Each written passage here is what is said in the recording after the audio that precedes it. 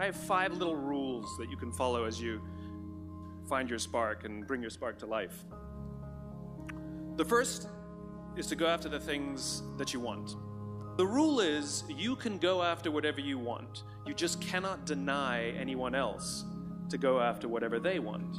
So the point is you don't have to wait in line. You don't have to do it the way everybody else has done it. You can do it your way. You can break the rules. You just can't get in the way of somebody else getting what they want. That's rule number 1. Rule number 2. I like this one. In the 18th century, there was something that spread across Europe and eventually made its way to America called puerperal fever, also known as the Black Death of childbed. Basically what was happening is women were giving birth and they would die within 48 hours after giving birth. This Black Death of childbirth was the ravage of Europe, and it got worse and worse and worse over the course of over a century.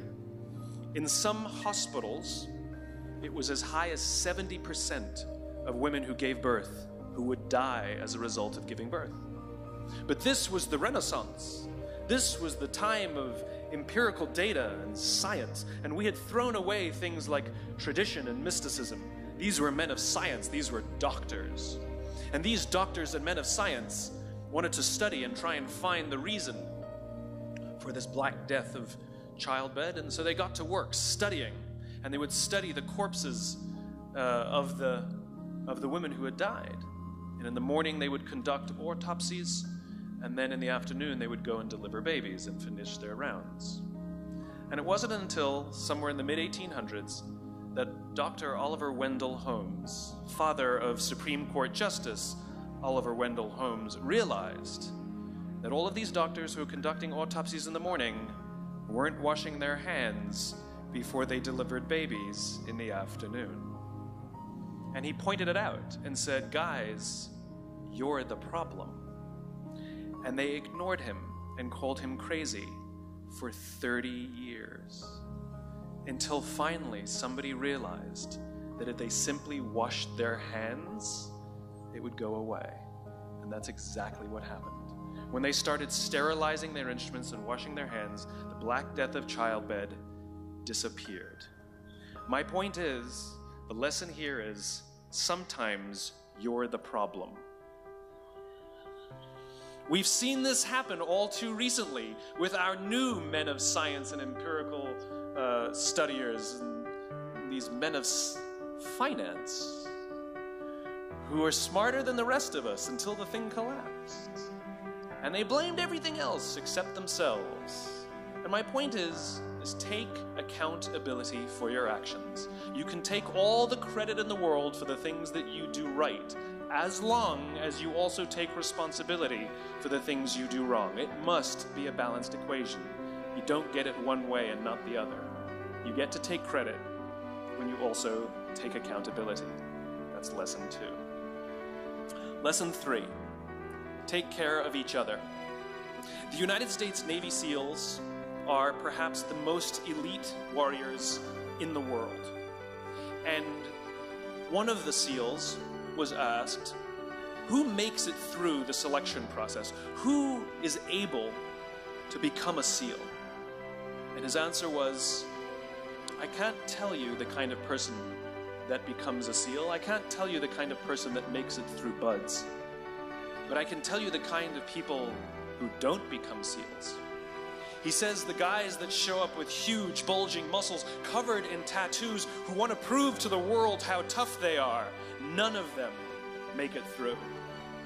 He said the preening leaders who like to delegate all their responsibility and never do anything themselves, none of them make it through. He said the star college athletes who've never really been tested to the core of their being, none of them make it through. He says some of the guys that make it through are skinny, scrawny. He said some of the guys that make it through, you will see them shivering out of fear.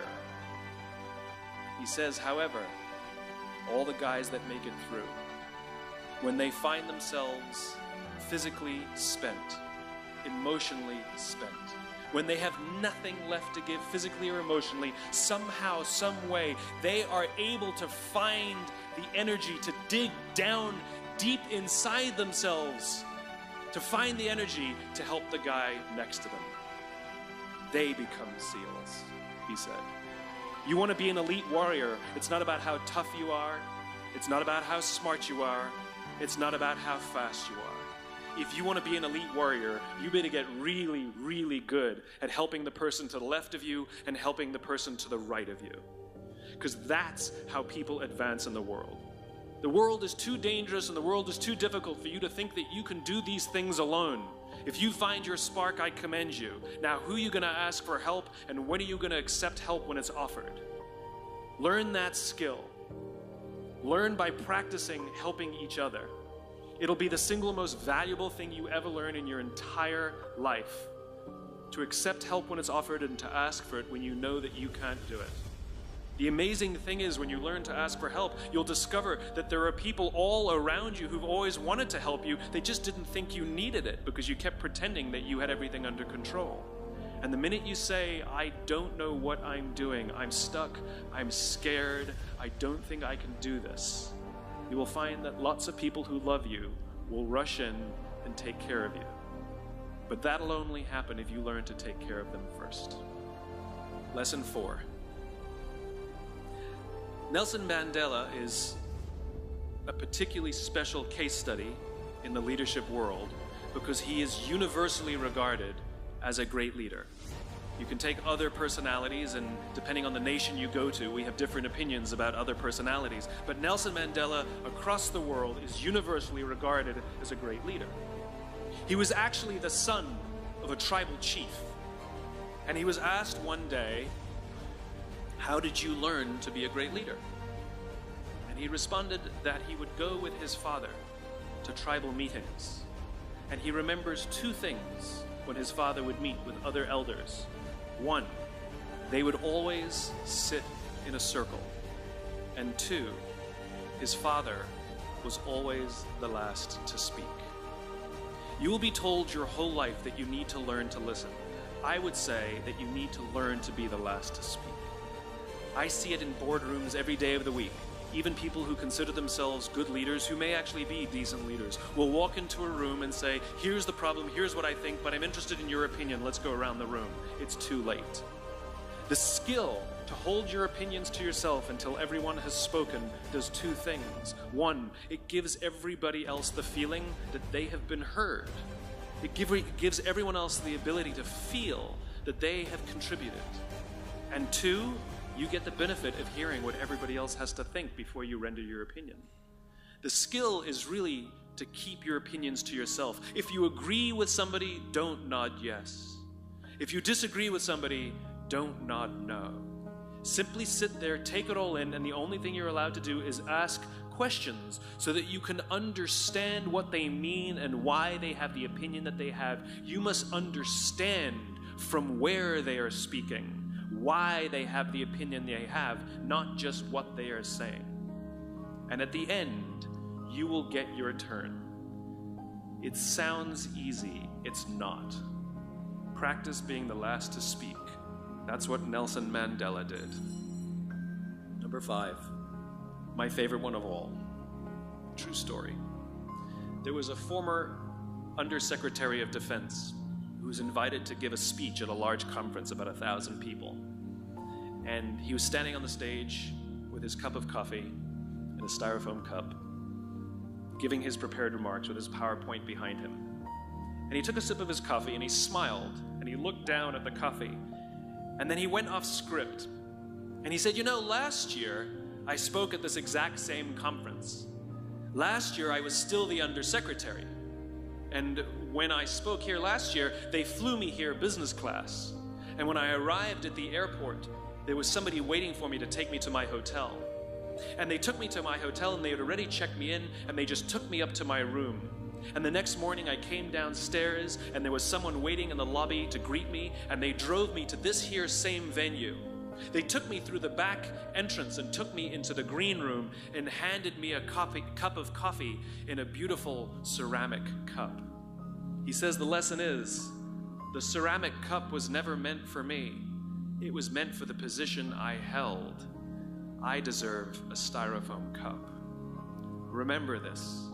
As you gain fame, as you gain fortune, as you gain position and seniority, people will treat you better. They will hold doors open for you. They will get you a cup of tea and coffee without you even asking. They will call you sir and ma'am, and they will give you stuff. None of that stuff is meant for you. That stuff is meant for the position you hold. It is meant for the level that you have achieved of leader or success or whatever you want to call it. But you will always deserve a styrofoam cup. Remember that. Remember that lesson of humility and gratitude. You can accept all the free stuff. You can accept all the perks. Absolutely, you can enjoy them. But just be grateful for them and know that they're not for you.